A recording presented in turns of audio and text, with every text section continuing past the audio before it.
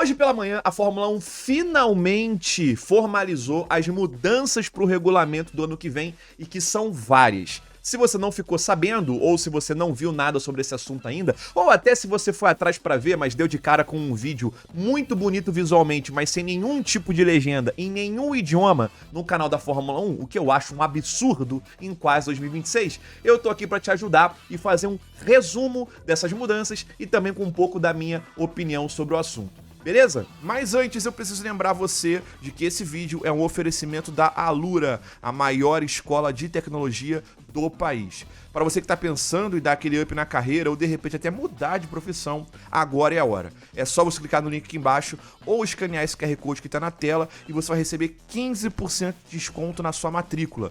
Lembrando que com uma matrícula você já tem acesso a todos os cursos do site, além de certificado no final, e não tem desculpa porque você vai poder estudar quando e onde você quiser. Beleza? E se você está na dúvida do que fazer, a Alura também tem as ferramentas certas para mostrar para você o que o mercado está mais buscando nesse momento e também os cursos que mais combinam com você. Então olha só, não perde mais tempo.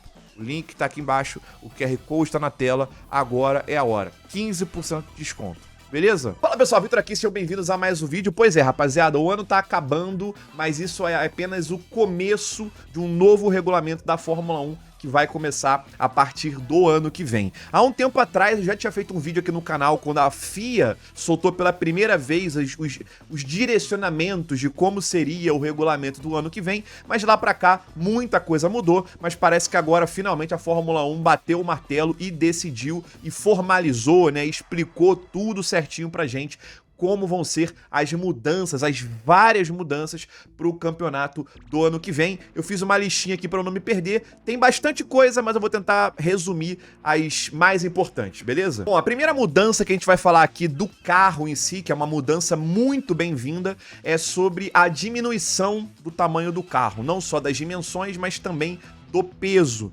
É uma mudança que não é muito grande, mas qualquer tipo de mudança é significativa e é muito bem-vinda numa época em que os carros estão cada vez maiores e cada vez mais pesados, né? Os pneus também vão ser mais estreitos, consequentemente, por ter menos material, eles vão ser mais leves, né? Os pneus, as rodas, né, vão ser mais estreitos e, consequentemente, mais leves, o que também é algo bom, mas isso também tem um ponto negativo, que a gente vai ter que ver como que isso vai ser controlado pro ano que vem, que é o fato de que tem uma suscetibilidade maior a você ter o graining nos pneus, pelo fato de que você vai ter mais estresse no pneu, é menos material em contato com o solo, então é menos gente ali na borracha para lidar com todo o comportamento do carro. Isso pode afetar também a performance dos pneus pro ano que vem. A Pirelli obviamente está tentando trabalhar em cima disso para tentar mitigar ao máximo esse problema. E não só nós vamos ter um carro com um desenho diferente e um peso diferente, mas nós vamos ter também a questão toda da aerodinâmica ativa, ou seja, se até esse ano de 2025 os carros tinham o DRS que servia para você poder movimentar a asa traseira, agora esse mecanismo também vai ter na asa dianteira. Então a asa dianteira e a asa traseira vão poder abrir e fechar de acordo com a situação da corrida. O que muda? A aerodinâmica ativa, ela não vai servir ela não vai funcionar da forma como era o DRS.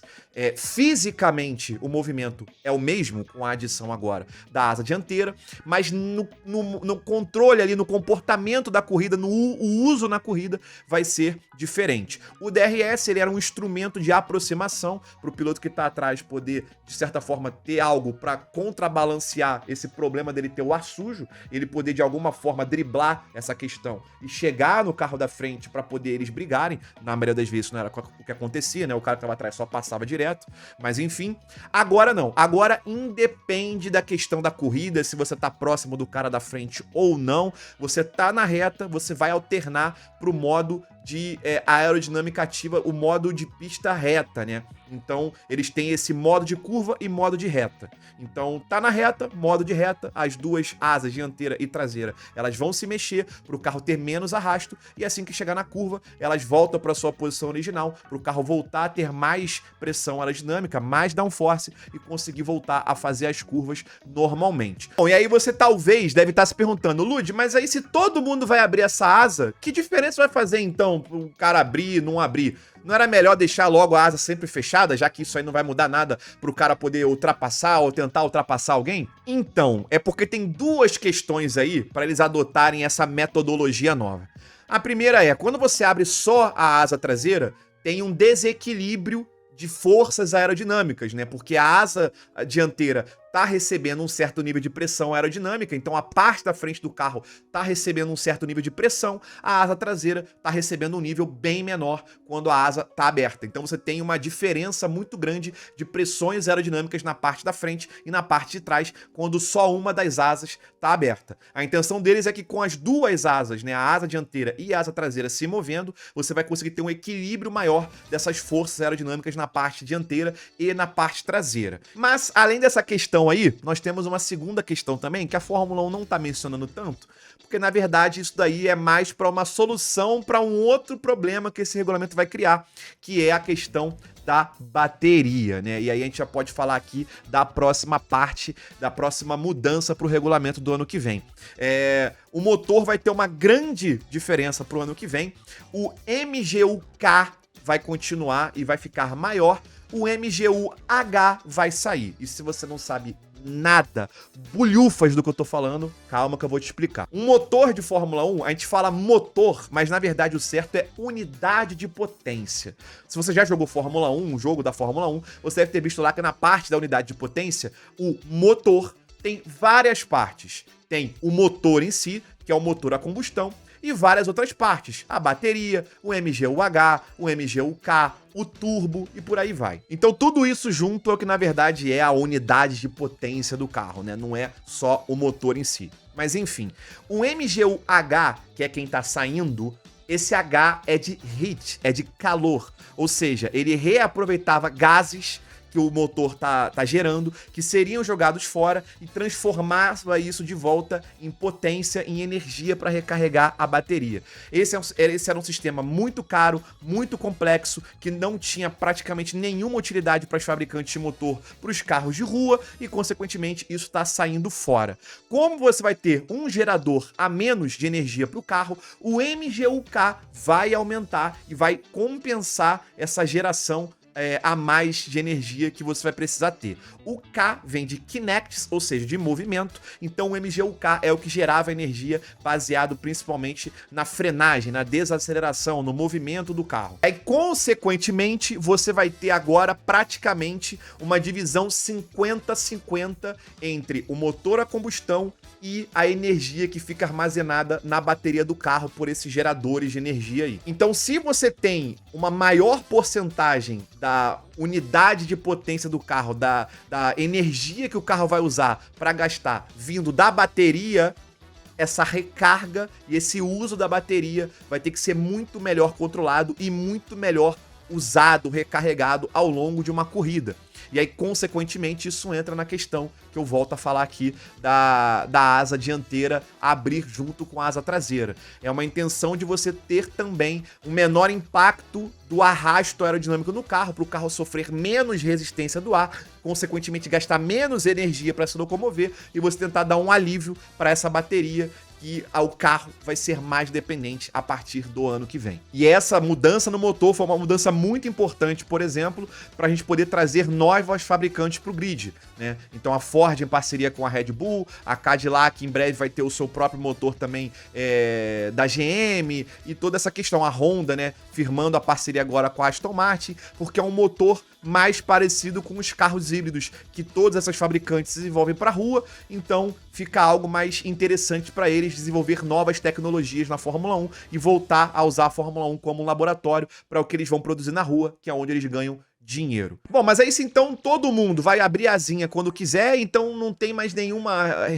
ferramenta, nenhum recurso para quem tá atrás tentar passar quem tá na frente? Então, justamente como eu falei, os pilotos vão ter que gerenciar muito bem essa questão da bateria, porque a bateria agora vai ser não só mais importante para os carros poderem performar bem a corrida inteira, como também vai ser a principal ferramenta para o piloto poder usar para poder ultrapassar os outros carros na pista. Basicamente, a Fórmula 1 aqui formalizou 3 formas de falar, porque são 3 modos, né, de uso dessa bateria. Nós temos o botão de boost, ou seja, o botão de impulso, digamos assim, que, assim como a aerodinâmica ativa lá, os pilotos podem usar quando eles quiserem, né?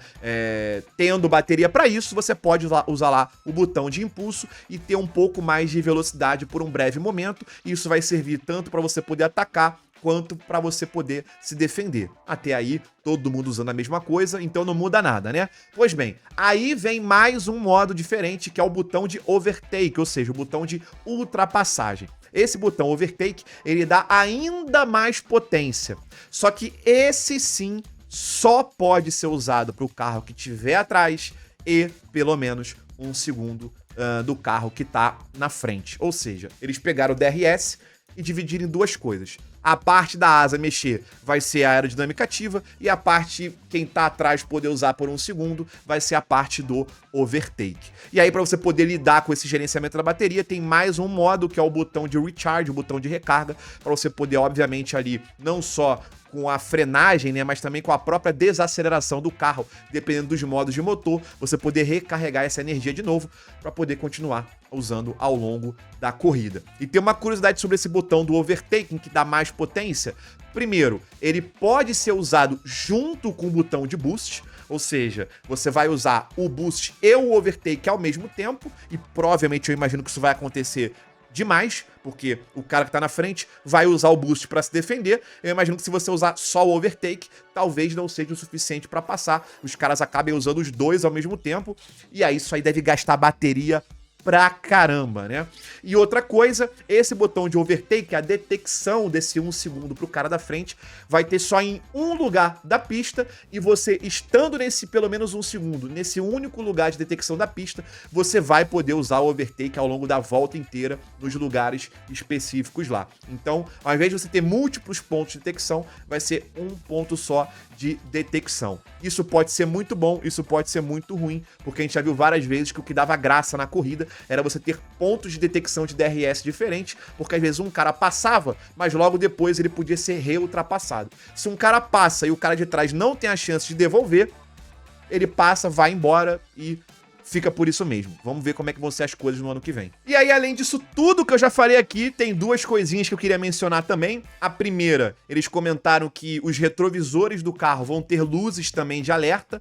Então, por exemplo, em corridas na chuva, a gente tem aquela luz traseira e a luz na asa traseira piscando para facilitar a visibilidade de quem tá atrás ver que tem um carro na frente. E agora os retrovisores também vão ter essa luz na parte dianteira para ajudar quem tá na frente, quando olhar no seu próprio retrovisor, a ver as luzes dos retrovisores dos carros que estão atrás. É uma melhoria que parece boba e que eu acho bem-vinda, porque isso é uma melhoria de segurança, vai ajudar na visibilidade de todo mundo, então eu acho que é uma parada muito interessante, mas vai ser maneiro quando a gente vê o primeiro carro piscando só uma luz de um lado e não do outro, e todo mundo falar que o fulano de tal tá dando seta, né?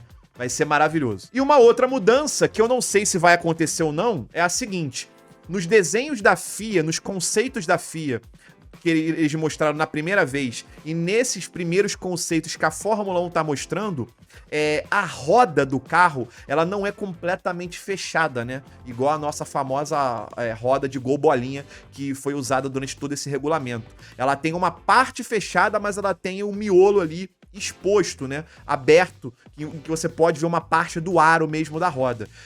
Só que nos testes que foram feitos com as rodas novas, no final agora dessa temporada, as rodas estavam ainda completamente fechadas. Então eu não sei, honestamente, eu cheguei a procurar sobre o assunto e não vi. Eu não sei se foi uma decisão criativa da Fórmula 1 desenhar a roda desse jeito, ou se as rodas realmente vão ser desse jeito. Se for da forma como a Fórmula 1 colocou e a FIA tinha colocado, me agrada esteticamente falando, porque essas rodas totalmente fechadas aí que a gente usou nesse último regulamento, eu acho muito feio, mano. Enfim, eu espero que esse vídeo não tenha ficado muito longo, eu espero que eu tenha conseguido resumir e traduzir pra você todas as principais mudanças da Fórmula 1 pro ano que vem.